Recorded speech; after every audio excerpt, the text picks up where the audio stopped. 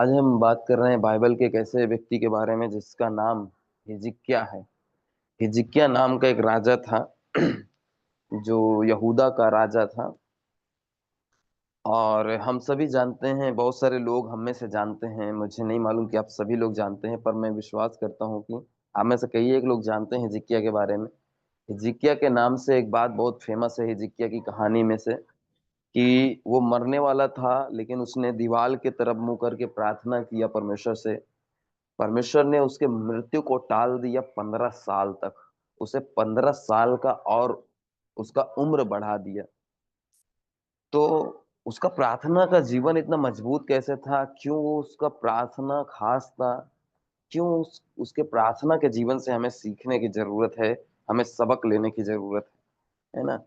तो सबसे पहले चीज कि अगर हम आज के समय में बात करें, अगर हम सावधान न रहें तो जो डर होता है ना, वो डर एक ही क्षण में हम पर हावी हो सकता है, हमारे जीवन को जकड़ सकता है और हमारे विचारों को अपने नियंत्रण में कर सकता है, और हमें परमेश्वर पर भरोसा ना करने के लिए मजबूर कर सकता है। आज बहुत सारे मैं विश्वासियों को देख रहा था। आज सुबह हम लोग हाउस ग्रुप में थे और काफी सारे ऐसे चर्चाएं होने लगी कि कितने लोग हैं जो प्रभु को आज विश्वास में बहुत तेजी से आए लेकिन बहुत तेजी से पीछे भी चले गए। उनका सबसे बड़ा चीज था डर, समाज का डर, लोगों का डर, रिश्तेदार के नाराज हो जाने का डर, आ, कमजोर रहने का डर, पीछे रहने का डर, गरीब रहने का डर। बहुत सारे डर उनके ऊपर हावी हुआ और एक ही क्षण में उनको जकड़ लिया, उनके विचारों को नियंत्रण कर लिया और अंत में परमेश्वर पे भरोसा ना करने के लिए मजबूर भी कर दिया, है ना? तो दुश्मन हमें गिराने के लिए बार बार एक ही रणनीति का इस्तेमाल करना पसंद करता है। आज हम एक ऐसे व्यक्ति के बारे में जानेंगे जो गहरे संकट में था और कैसे उसने प्रार्थना के जरिए अपने डर का मुकाबला किया। प्रार्थना एक ऐसी चीज है जिस पर हम कभी भी महारत हासिल नहीं कर सकते, है ना? कोई सोचे कि मैं प्रार्थना को अपने काबू में कर लिया हूं, तो ऐसा नहीं है। हमें लगातार ये याद दिलाने की जरूरत है कि हम हर छोटी बड़ी बात प्रभु को बताएं। यही हमारी प्रार्थना है, ताकि वो हमारे दिलों को शांत कर दे, है ना? हमारी इच्छा पर इच्छा प्रकट कर सके, अपनी इच्छा हमारे दिलों में, और हमारे जीवन में काम करते हुए महिमा पा सके। आमीन। तो जैसे मैं इस संदेश पर तैयारी कर रहा था पिछले सप्ताह से, सबसे बड़ी बात जो मैं नहीं बताना चाहता था लेकिन मैं बता रहा हूँ कि मैं खुद इस परिस्थिति से इसी सप्ताह गुजर रहा था, और अभी भी मैं कुछ पल पहले तक चिंता में रहा हूँ। और मैं अभी भी मैं मेरे मुकाबला में हूँ, मैं परमेश्वर से लगातार बात कर रहा हूँ। बहुत सारी बातें हो सकती हैं, फैमिली, फाइनेंस, और हेल्थ। तो बहुत सारी चिंताएं हम सबको आती है, अ, हमारे लिए बहुत सारी चुनौतियां होती है। लेकिन हिजकिय्याह के प्रार्थना का जीवन एक खास तरह का जीवन था जो वो जी रहा था, कैसे वो परमेश्वर के सामने अपनी बातें रखता है, और उसी के बारे में हम आज बात कर रहे हैं, है ना?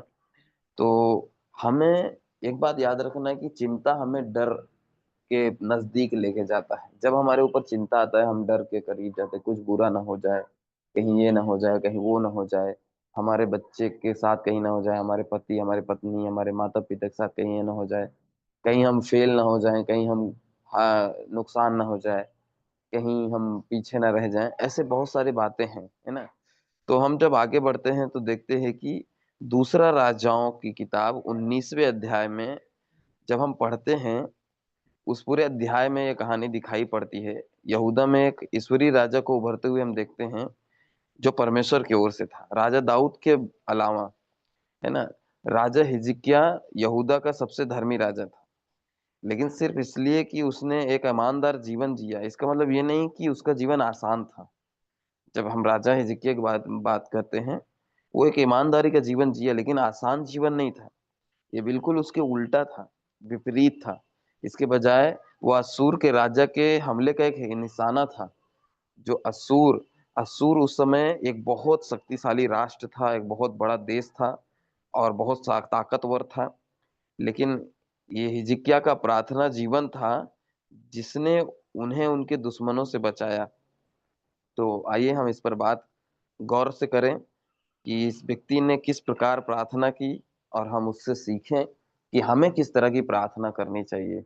हम प्रार्थना के बारे में हमने यीशु से सीखा है और आज हम हिजकिय्याह से भी सीखेंगे। हमारा अंदर जो हमारी भावनाएं होती हैं प्रार्थना के समय हम उसको जानें। सबसे पहली बात जो हम देखने जा रहे हैं कि दूसरा राजाओं 18 में हम पढ़ते हैं, जब संकट आता है तो हिजकिय्याह तुरंत यहोवा के परमेश्वर के प्रार्थना भवन में जाता है। वो प्रार्थना की कोठरी में जाता है, वो परमेश्वर के पास जाता है। असूर की राजा की धमकियां यहूदा के लोगों को मिली और वे इतने संकट में थे कि ऐसा कहा जाता है कि महिलाएं प्रसव के कारा कगार पर थीं, लेकिन वास्तव में अपने बच्चों को जन्म देने की ताकत नहीं थी उनमें। जब हम दूसरा राजा 19 के 3 पद पढ़ते हैं, वहां पे ऐसा शब्द का जिक्र करता है ऐसे उस समय कि जैसे कोई गर्भवती महिला, उसको बच्चे देने का समय आ रहा है लेकिन उसके पास हिम्मत नहीं है कि वो, उस ताकत नहीं है कि वो जन्म दे दे। मतलब इतना धमकी का इतना डर था, है ना। राजा की धमकियों ने महिलाओं को सचमुच मौत की घाट उतार दिया था।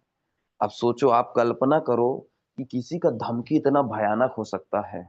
सोचो, उस समय असुर एक बहुत बड़ा राष्ट्र था, एक बहुत क्रूर राजा के हाथ में था। और वो राजा जो था, उसने एक बहुत बड़ा खत लिखा जिसमें बहुत बड़ी धमकी थी।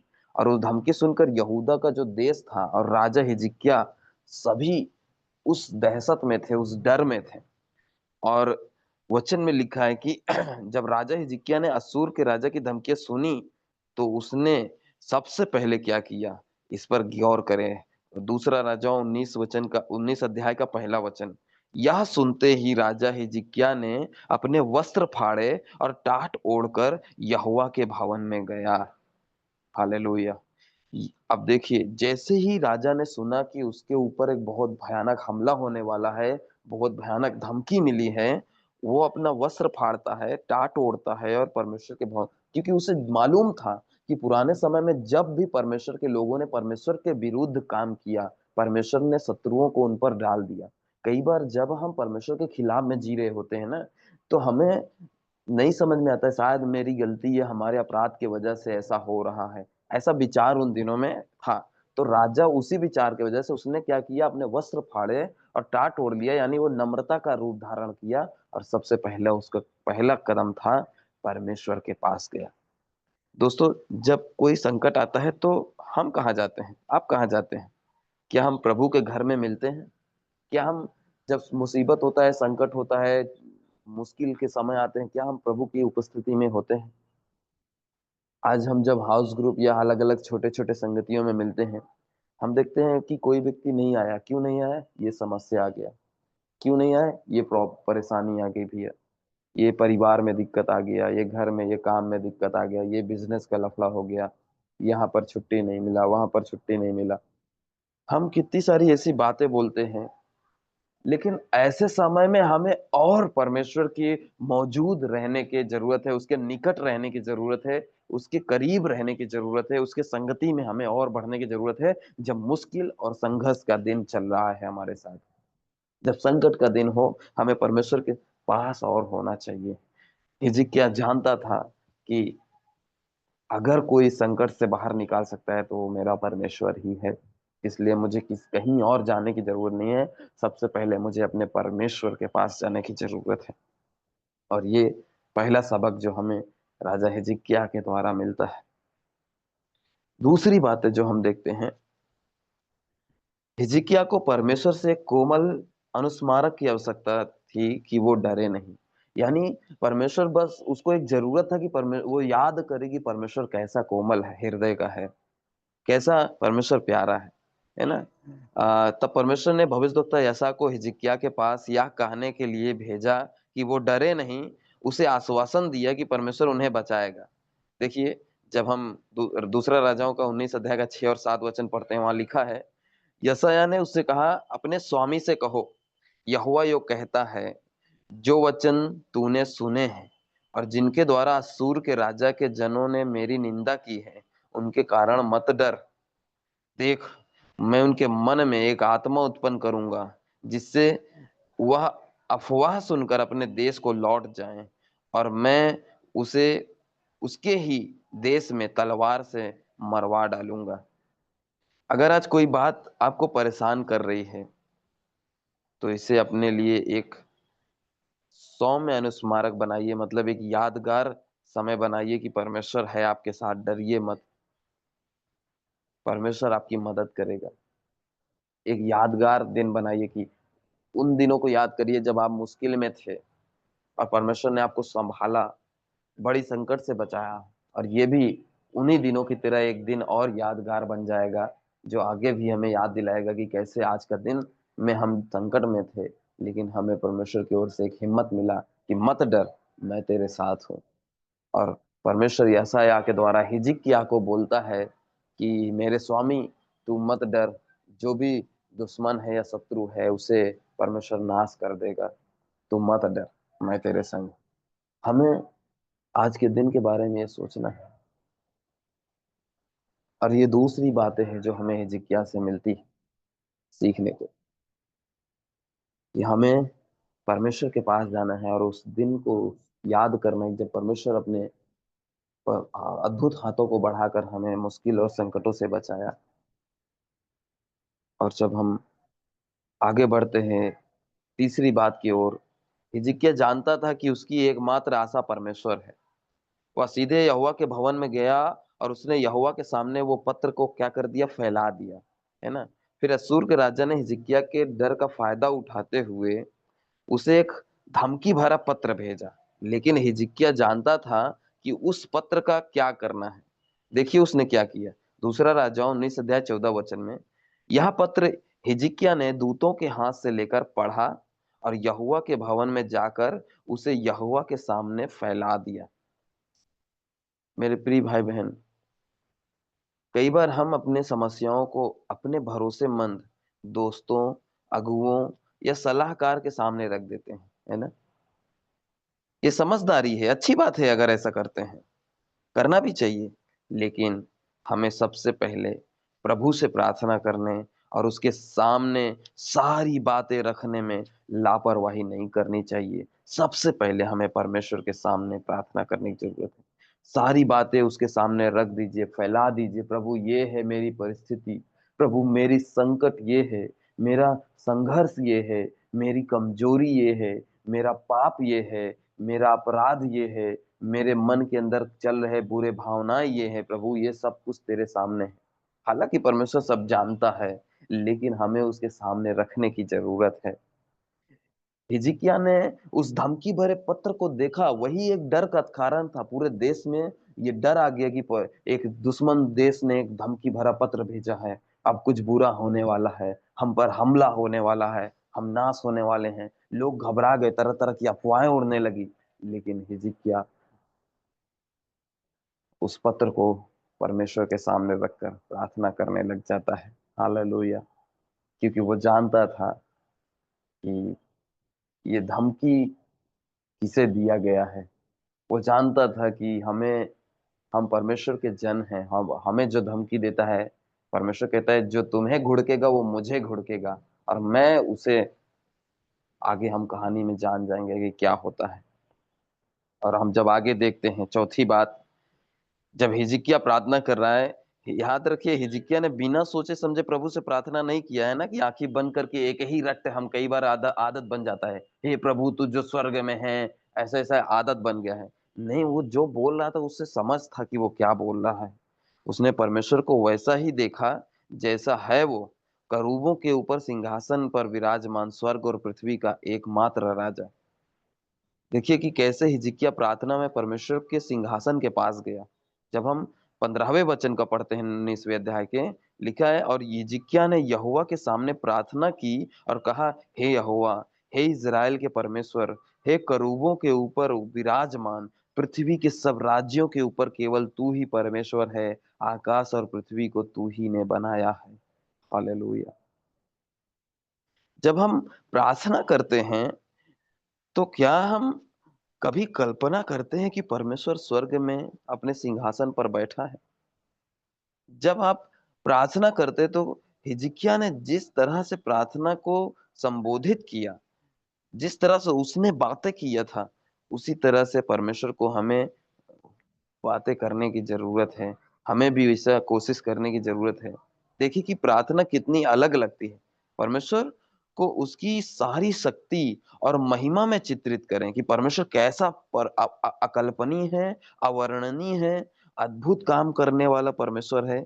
एक सच्चे परमेश्वर को उस भय को दूर करने दें, जिसे शत्रु आपको महसूस कराने के लिए लुभा रहा है। शत्रु का डर था हिजकिय्याह के अंदर कि अब वो मुझे मेरे साथ कुछ बुरा होने वाला है। लेकिन उसने उस बुरे भय को, उस डर को एकदम छोटा बना दिया, क्योंकि उसने परमेश्वर को बड़ा बना दिया। प्रभु तू कितना महान है, तू करूबों पर विराजमान, तू स्वर्ग और पृथ्वी का कर्ता है, तूने ही बनाया है। जब उसने ऐसा शब्द कहा ना, इसका मतलब इस पृथ्वी पर छोटी छोटी बातें जो धमकियां हैं, वो परमेश्वर के सामने किनके मात्र जैसा है, कुछ भी नहीं है। आज हो सकता है आपकी समस्या बहुत बड़ी लग रही है, लेकिन आप परमेश्वर के सामने जब प्रार्थना करने जाओ, तो देखो परमेश्वर कितना बड़ा है। वचन कहता है कि परमेश्वर इतना बड़ा है कि हमारा पृथ्वी उसके सामने एक बूंद के जैसा है। हमारी प्रार्थना को बदलने की जरूरत है। हमारी प्रार्थना में हमारे मन के अंदर चल रहे इच्छाओं और विचारों की बदलने की जरूरत है। हम केवल बातें करते रह जाते हैं, लेकिन हमारी भावनाएं हम परमेश्वर को नहीं बांट पाते हैं कि प्रभु ये मेरा दिल है, ये मेरी सोच है। आज एक साल बीत जा रहा है, 2025 आने वाला है। इस साल प्रभु तू जो महिमामय महान परमेश्वर है, मैं अपनी कलीसिया की उन्नति को देखूंगा बढ़ते हुए। मैं मेरे कलीसिया, मेरे परिवार, मेरे लोग और मेरे रिश्तेदारों को उद्धार पाते हुए देखूंगा। मैं अद्भुत काम और चमत्कार होते हुए देखूंगा प्रभु। अंधों को देखते हुए देखूंगा, लंगड़ों को चलते हुए और मुर्दों को जिंदा होते हुए देखूंगा प्रभु। हालेलुया, तू तू ही है जो स्वर्ग में विराजमान है। ऐसे विश्वास के साथ हमें प्रार्थना की जरूरत है, और हिजकिय्याह ने ऐसे ही प्रार्थना किया। और जब हम आगे देखते हैं, हिजकिय्याह ने न केवल, वो ये नहीं चाहता था कि परमेश्वर उसके अपने शब्द सुने, यानी हिजकिय्याह जो कह रहा है वही नहीं सुनना चाहता है। हिजकिय्याह ने उस पत्र को परमेश्वर के सामने फैला दिया। वो चाहता था कि जो उसका दुश्मन कह रहा है वो भी परमेश्वर सुने। हिजकिय्याह ने परमेश्वर को शत्रु के बारे में और उसके द्वारा किए गए कार्यों को बताया। जब हम 16 से 18 वचन पढ़ते हैं, वहां लिखा है, हे यहोवा कान लगाकर सुन, हे यहोवा आंखें खोल कर देख, और सेहनरीब, ये सेहनरीब नाम का जो राजा था अश्शूर का, सेहनरीब के वचन सुन, जो उसने जीविते परमेश्वर का उपहास यानी मजाक करने के लिए भेजा है। देखो, सेहनरीब हिजकिय्याह के पास धमकी भेजा है, और हिजकिय्याह कह रहा है प्रभु वो तेरा मजाक उड़ा रहा है। सोचो, जब दुश्मन आपके ऊपर धमकी देना, तो आप जान लो कि वो परमेश्वर का मजाक उड़ा रहा है। उसने कहा, हे यहोवा, सचमुच असूर के राजाओं ने जातियों और उनके देशों को उजाड़ दिया है, और उनके देवताओं को आग में झोंक दिया है, क्योंकि वे देवता नहीं थे, परंतु मनुष्यों के हाथ के बनाए हुए लकड़ी और पत्थर थे, इसलिए वे नाश हो गए। हिजकिय्याह ने पहले ही उनके भविष्य को देख लिया, अपनी प्रार्थनाओं में व्यक्त किया। जब हम प्रार्थना करते हैं, तो हम परमेश्वर को सब कुछ बता सकते हैं। याद रखिए, जो कुछ भी हो रहा है उसकी पूरी कहानी परमेश्वर को बताइए, कुछ भी मत छुपाइए। यहाँ तक कि आपके मन में उस विचार, उस स्थिति में लालच आया या पाप आया या क्या विचार आया, वो सब प्रभु को बता दीजिए। परमेश्वर पहले से ही सब कुछ देख रहा है, लेकिन हमारे पास परमेश्वर के सामने सब कुछ बताने की शक्ति है। जब हम प्रार्थना करते हैं, तो हम परमेश्वर हमें स्थिति को संभालने के लिए स्पष्टता और विवेक देता है। प्रभु हमें संभालने, अपनी परिस्थिति पर खड़े रहने और उस परिस्थिति का सामना करने के लिए बुद्धि देता है, समझ देता है। जब हम हर एक बातें बताते हैं प्रार्थना में, समस्या है कि हमारी प्रार्थनाएं सीमित हो गई हैं। मुझे याद है, एक एक आंटी हैं। जब हम लोग प्रभु में विश्वास किए, उस समय हम लोग कुछ ही समय बाद हम लोग मुंबई में गए थे, और मुंबई में एक मराठी आंटी हैं, और हमारे टीम के सभी लोग उनको जानते हैं। वो आंटी जब प्रार्थना करती थी, इवन वो केवल धन्यवाद का भी प्रार्थना करती थी या भोजन का प्रार्थना करती थी, बहुत टाइम तक प्रार्थना करती थी। वो 15 मिनट, 20 मिनट, 25 मिनट, आधा घंटा तक लेके जाती थी प्रार्थना में। और उनका एक-एक शब्द लोगों के नाम से आज भी याद है। आज भी वो हमारे और आपके लिए प्रार्थना करती हैं। आज भी अंकल नहीं रहे, उनके हस्बैंड अब नहीं रहे। उन्होंने अपने जीवन भर सेवा किया, सुसमाचार प्रचार किया, बहुतों को प्रभु में लाया। आज भी वो उनकी पत्नी जो आंटी हैं, वो आज भी वो सेवा में लगी हुई हैं। लेकिन आज भी उनको जिन-जिन लोगों का नाम उन्होंने सुना है, उन लोगों का नाम लेकर प्रार्थना करती रहती हैं और उनकी प्रार्थनाएँ 1-1 घंटे की होती हैं। कुछ लोग जब उनके यहाँ मिलने जाते हैं, वो डरते हैं कि कहीं वो प्रार्थना ना करने लग जाएँ, क्योंकि वो आते-आते 1 घंटे के 2 घंटे हो जाएँगे। लेकिन मैं हैरान था कि उनकी इतनी बड़ी प्रार्थनाएँ और ऐसे ही नहीं कुछ भी बोल रही हैं। उनका एक-एक शब्द, एक-एक बातें प्रार्थना में वो चलता ही रहता था। आज हम प्रार्थना से भागने लग गए हैं, हमारी प्रार्थनाएँ सीमित हो गई हैं। हम बस 5 मिनट, 3 मिनट, 2 मिनट की प्रार्थना तक रुक गए हैं। लेकिन हमारी प्रार्थनाएँ असीमित करने की ज़रूरत है, क्योंकि हमारा परमेश्वर असीमित है और हमें दुनिया में हो रहे बहुत सारी बातों को परमेश्वर से कहना है, उससे माँगना है, परमेश्वर के साथ उन चीज़ों का सामना करना है। प्रभु चाहता है कि तुम आगे बढ़ो। परमेश्वर ने हिजकिय्याह को खड़ा किया अपनी प्रजा की रखवाली के लिए, लेकिन परमेश्वर उस प्रजा की रखवाली कर रहा था। परमेश्वर चाहता है कि हम खड़े हो जाएँ, अपने हर एक बातों को परमेश्वर के सामने खोल के रख दें। हमें परमेश्वर को सब बातें बताने की ज़रूरत है। उन बातों को जो सामने से आ रही है, उन बातों को जो दिल में चल रहा है, उन बातों को जो फुसफुसाहट और अफ़वाहों में उड़ाए जा रहे हैं। परमेश्वर से कुछ भी मत छुपाइए। और फिर हम अंतिम बातों पर आते हैं। हिजकिय्याह परमेश्वर से उन्हें बचाने के लिए प्रार्थना करता है। अपनी महिमा के लिए नहीं, बल्कि परमेश्वर की महिमा के लिए। ये बहुत बड़ी बात है। हिजकिय्याह ने अपनी दलील दी 19वें पद में, इसलिए अब हे हमारे परमेश्वर यहोवा, तू हमें उसके हाथ से बचा, कि पृथ्वी के राज्य-राज्य के लोग जान लें कि हे यहोवा, केवल तू ही परमेश्वर है। हालेलुया! परमेश्वर को अपनी प्रार्थनाओं की एक सूची देने में हम उलझ जाते हैं और ये बहुत आसान है। लेकिन हम देखते हैं कि हिजकिय्याह ने सिर्फ मदद की गुहार नहीं लगाई थी, उसका अंतिम लक्ष्य था कि हर कोई परमेश्वर के हाथ के कामों को देख ले, परमेश्वर की महिमा हो लोगों के बीच में। हमारी सभी प्रार्थनाओं के पीछे भी यही भावना होनी चाहिए। जब हम कुछ मांगते हैं प्रभु से, जब हम कुछ प्रार्थना करते हैं प्रभु के सामने, अंत में उसका ये परिणाम होना चाहिए कि दुनिया को बताओ, लोगों को दिखाओ कि परमेश्वर को वो जान लें।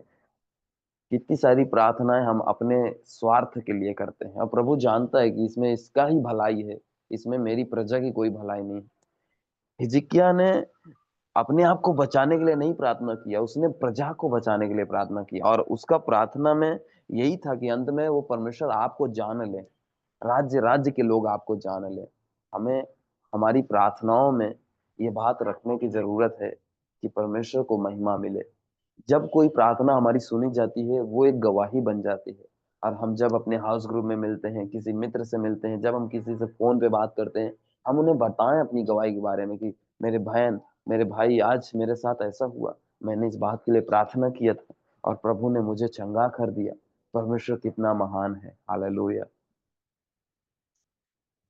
परमेश्वर हमारी विचारधारा को देखना चाहता है, हम किस सोच से जी रहे हैं। जैसे हमने पिछले सप्ताह बात किया, हमें अपने सोच को बदलने की ज़रूरत है, हमें अपने नज़रिए को बदलने की ज़रूरत है और आज परमेश्वर हमें उठा रहा है, ऊँचे स्थान के लिए। हमें उठा रहा है कि हम बढ़ें और हम सयाने हो जाएँ, बालक ना बने रहें, बच्चे ना बने रहें। हमें अपनी प्रार्थनाओं में परमेश्वर की महिमा को रखना है। आमीन। और अंत में परमेश्वर ने शत्रु को हटाकर हिजकिय्याह का भय दूर कर दिया। तब परमेश्वर ने हिजकिय्याह की प्रार्थना का उत्तर दिया, जब हम दूसरा राजा 19 अध्याय 34 से 37 वचन पढ़ते हैं। क्योंकि मैं अपने निमित्त और अपने दास दाऊद के निमित्त इस नगर की रक्षा करके इसे बचाऊंगा। और उसी रात यहोवा के दूत ने निकलकर अश्शूरियों की छावनी में 1,85,000 लोगों को मार डाला। और जब लोग सुबह सुबह उठे तो देखा कि वे सब लाशें थी। तब अश्शूर का राजा सेहनरीब चला गया और अपने घर जाकर नीनवे में रहने लगा। और जब वह अपने देवता निस्रोत के मंदिर में दंडवत कर रहा था, तब उसके पुत्र अद्रमेलेक और अरेसेर ने उसे तलवार से मार डाला और अरारात देश में भाग गए। और उसका एक पुत्र एसारहार दोन उसके स्थान पर राजा हो गया। प्रार्थना का क्या ही अद्भुत उत्तर! परमेश्वर ने एक ही रात में 1,85,000 शत्रुओं को मार गिराया। हालेलुया! एक छोटी सी प्रार्थना जब हम परमेश्वर के सामने रखते हैं, हमारा बड़ा परमेश्वर अद्भुत काम करने के लिए तैयार खड़ा है। वो स्वर्ग में विराजमान है। उसके सामने कोई भी समस्या बड़ी नहीं है। कुछ भी संसार का कुछ भी कोई भी बात उसके सामने असंघर्ष का नहीं है। वो स्वर्ग और पृथ्वी का महाराजा है। हम ये भूले नहीं। मेरे प्रिय भाई बहन, हिजकिय्याह का जीवन प्रार्थना का जीवन था। वो केवल परमेश्वर से जी रहा था, तो बस प्रार्थना के द्वारा वो बस उसका जीवन में कुछ था तो सबसे ज्यादा वो प्रार्थना का जीवन जीता था। वो दिन हो या रात हो, सुबह हो या शाम हो, हर एक बात के लिए परमेश्वर के सामने जाता था। वो राजा होकर अपने सलाहकारों से पहले परमेश्वर से सलाह लेता था। वो राजा होकर अपने प्रजा के बारे में सबसे पहले परमेश्वर से पूछता था। और आज हमें हिजकिय्याह के जीवन से जानना है। हिजकिय्याह जब बीमार था, परमेश्वर ने उससे कह दिया था कि तू नहीं बच पाएगा, लेकिन उसने प्रार्थना की। उसने कहा, प्रभु, मैं तेरे सामने हमेशा निर्दोष रहा हूँ। मैंने किसी की बुराई नहीं की और हमेशा तेरी प्रजा की सेवा के लिए बस जी रहा था। बस इतना ही से उसने प्रार्थना किया। उसने ये नहीं कहा प्रभु मुझे बचा ले। बस इतना ही प्रार्थना करते करते परमेश्वर ने उससे कहा, ठीक है, मैंने तेरे आंसुओं को देखा है, मैंने तेरी प्रार्थनाओं को सुना है, जा, मैं तुझे 15 साल और देता हूँ। परमेश्वर ने सूर्य की घड़ी को 2 अंश पीछे कर दिया और उसे 15 वर्ष का जीवन और दे दिया। परमेश्वर अद्भुत है। ऐसा अद्भुत परमेश्वर हमारी प्रार्थनाओं का उत्तर देता है। हमें प्रार्थना करने में हार नहीं मानना है। हमें प्रार्थना करने में कमजोर नहीं पड़ना है। शैतान चाहता है कि हम अपने जीवन में व्यस्त हो जाएं। शैतान चाहता है कि हम अपने रोजाना जिंदगी में व्यस्त हो जाएं। काम बिजनेस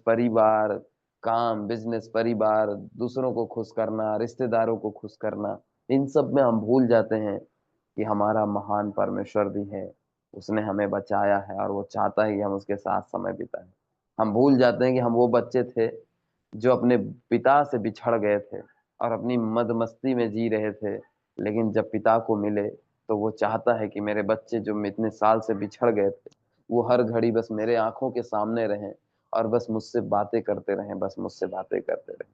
इसके लिए उसने यीशु मसीह को भेजा, जिसने अपनी जान गंवा दी। और वही यीशु मसीह कहता है, पिता से मांगो, पिता से मांगो, प्रार्थना करने में मत हारो, प्रार्थना करते रहो, हार मत मानो। वो चाहता है कि हम बस पिता से बातें करते रहें। वो हमारा परमेश्वर है। हमारा परमेश्वर हर एक देवताओं से ऊपर है, बढ़कर है। हमारे परमेश्वर जैसा कोई और परमेश्वर नहीं है। यही वो परमेश्वर है जिससे हम प्रार्थना करते हैं। अगर आज कोई बात आपको परेशान कर रही है, तो याद रखिए कि दुश्मन की डर की चाल में ना पड़ें। इसके बजाय प्रार्थना में प्रभु के पास जाएं। कल्पना करें कि परमेश्वर अपने सिंहासन पर विराजमान है, जैसा कि वह वास्तव में है। परमेश्वर को अपना सारा डर दूर करने दें और उसके सामने सारी बातें रख दें। परिस्थिति में परमेश्वर की महिमा की तलाश करें और प्रभु की प्रतीक्षा करें, इंतजार करें, प्रभु को काम करने दें। भरोसा रखिए कि परमेश्वर आपके भले और अपनी महिमा के लिए सब कुछ करेगा। परमेश्वर आपसे प्यार करता है। उसी महान परमेश्वर राजा के साथ चलो। प्रभु आप सबको आशीष दे। आमीन।